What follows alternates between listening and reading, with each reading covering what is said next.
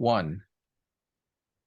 Welcome back to another dispatch from Holly McKay. We are going back to Afghanistan today, and we are going to talk about the Taliban's efforts to become recognized, even in the face of the fact that they still promote suicide bombing. Holly, tell us about this.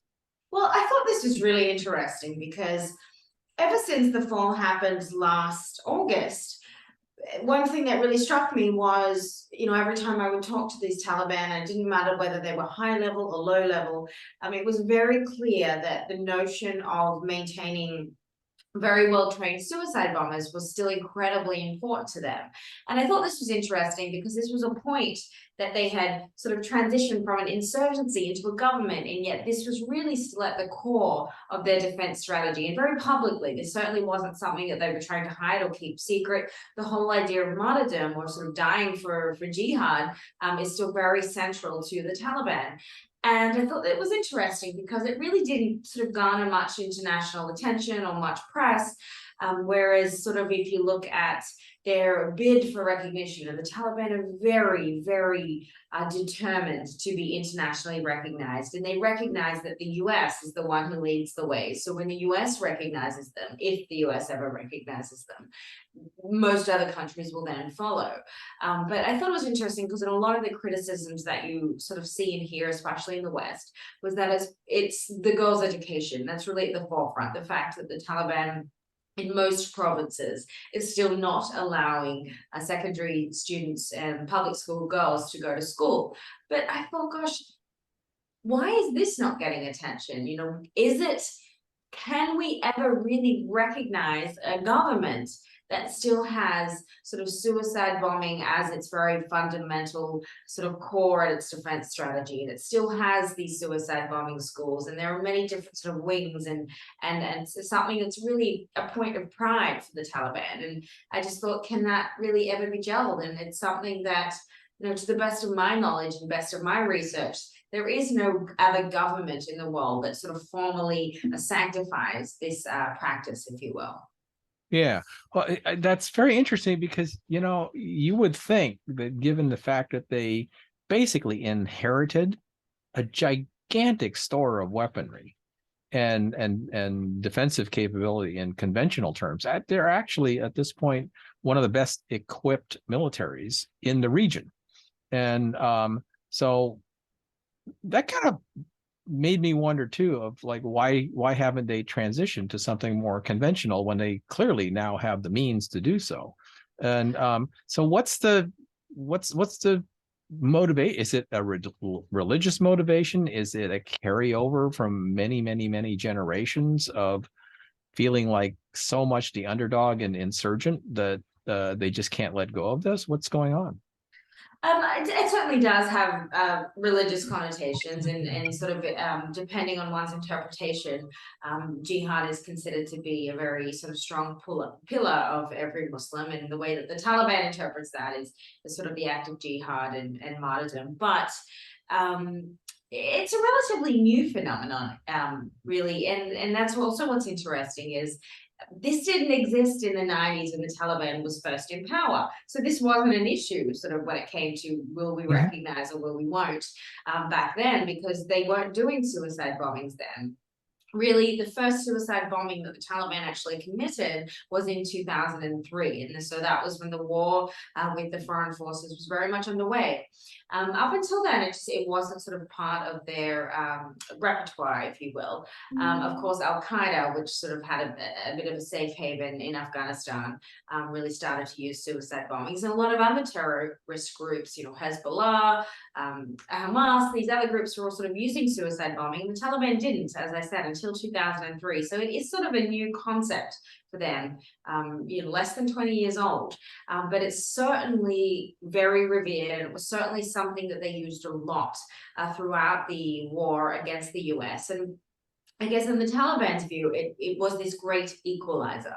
So whereas the US could sort of come in with this air power and these incredible heavy weapons and really the best of what the military industrial complex had to offer, the Taliban obviously didn't have that money or those, air power. And so they sort of saw suicide bombing as this great equalizer for them, where they could do a lot of damage and kill a lot of people and sort of commit these very atrocious acts quite sort of seamlessly in that way. And there really is there's no shortage of young Talibs that are wanting to take on this role. And I've talked to some of the Talibs that run these suicide schools, and they basically say, these sort of students are begging and crying, and they're desperate for this sort of honor because it is so revered in the community, and certainly their family receives money and land and other things when they go and sort of commit these acts. So it's something that's very esteemed within the Taliban, and that's not something I don't foresee them ever giving up, even if that comes to recognition versus not recognition. Yeah. Well, I mean, I can completely see why they relied on this essentially weaponized human beings during the period when they were essentially an occupied country in their terms. Because it's kind of the same way IEDs work in Iraq, right? I mean, it made it unsafe for the occupying forces to roam the countryside. And but that's all gone now. It's been a year, and there are no occupying forces other than themselves. And so who are they using the suicide bombers against? Is it really more for internal security purposes? Because that seems like a waste of talent. I mean, it certainly has an ideological component, and that is if they're getting into. There was a situation, I believe it was with Tajikistan last year, and they deployed something like 3,000 of these trained suicide bombers to the border. So it certainly has this sort of psychological effect and psychological deterrence, I think, where the Taliban feels that they can maintain their independence and their sovereignty against any aggression from neighboring countries. There was also a situation I remember last year where we heard this, incredible sort of series of explosions and gunshots at a military hospital that was just down the road from where I was eating my lunch. And shortly after that, you sort of heard these Black Hawks, which was, I remember thinking to myself, oh my gosh, I have not heard the sound of helicopters for a really long time. So the rumor was, of course, unconfirmed, but the rumor was that the Taliban sort of dropped a suicide bomb on the roof of this military hospital because there was a siege going on, and the suicide bomber's role was to sort of end the siege, which was being orchestrated by ISIS or Daesh. So certainly there are those small examples where it could be used internally against some of these other enemy groups to them. But certainly the psychological impact is what's most important. And it's the way that the Taliban can really, I guess, going forward, if any other countries sort of try to invade or try to kind of mess with them, they see that as their sort of overarching defense mechanism. So that is something that is, as I said, just still very important to them, and the trainings are still very extensive. And if you read the article, I'm talking to a lot of people that are trained, whose siblings and family members have gone on to be suicide bombers, and it really kind of gives you some insight into that psychology, which for us in the West is very hard to kind of wrap our heads around. Yeah. You know what it reminds me of? It's kind of like nuclear weapons and the role they play in deterrence. But I don't hear a lot in any of your reports that these suicide bombers are actually used. It's more like they're postured for the most part, because 3,000 people, but I didn't hear about 3,000 bombings during any of those border incidents. So is it kind of like the same as a nuclear weapon as far as their reliance on it as a I deterrent? think, yeah, it's certainly, as I said, it's a very strong ideological sort of deterrent impact. Unlike nuclear weapons, they're sort of much more readily used than Yeah, that, that's even true. though it is quite rare at for it, I think, to be used. I think it would take a sort of an extreme circumstance for the Taliban to send off another suicide bomber, but it's certainly a resource that they want to have, and they want to have, these men or boys that train. I mean, they train for a long time. Some of them say, well, maybe we did a year of training at a camp, somewhere in the south of Afghanistan. And then previously, when it was an insurgency, they would then go to Pakistan for a couple of years for more training. So it's, to us, we sort of look at it and see it as sort of this very rudimentary, you wear an explosive vest and make a phone call and you blow people up. But it's actually very a complex training procedure, from my understanding. There's a lot of ideological training. There's a lot of things that have to happen for the suicide bombing to take place. And of course, groups like ISIS, it's sort of a very standard practice for them whenever they commit these horrible attacks in Afghanistan. It typically, not always, but typically involves a suicide bomber. But I think the Taliban wants to make sure that they can keep on par with that. But again, I can't find any other examples of a government, at least publicly, kind of sanctifying that strategy. Yeah. Well, so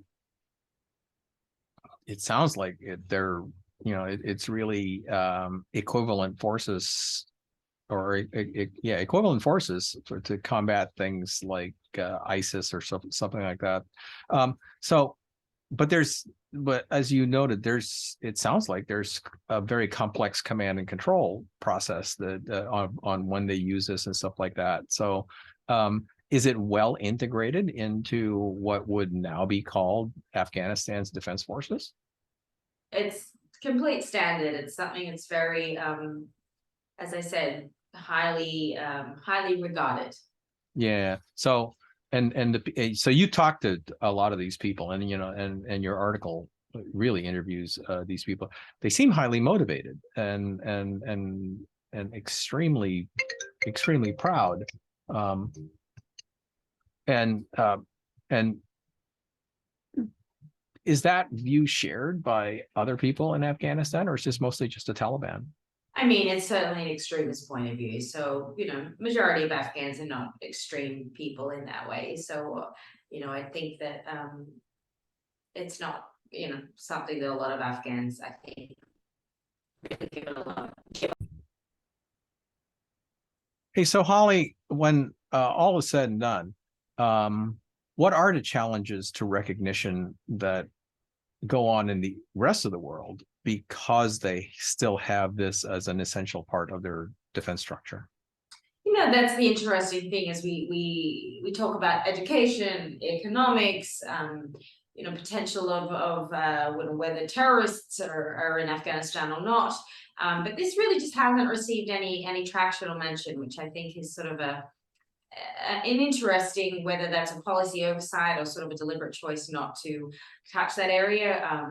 It's beyond my pay grade, but I do think it would certainly be unprecedented if the recognition happened whilst this was still sort of a core part of the Taliban. Yeah, well, I can see that. It's an interesting artifact of the leftover of a very long, essentially an insurgent battle that has carried over, and in terms of how they still see the world. Wow. Yeah. Do you think that's going to change anytime soon? No, I don't. Okay. Well, there you go.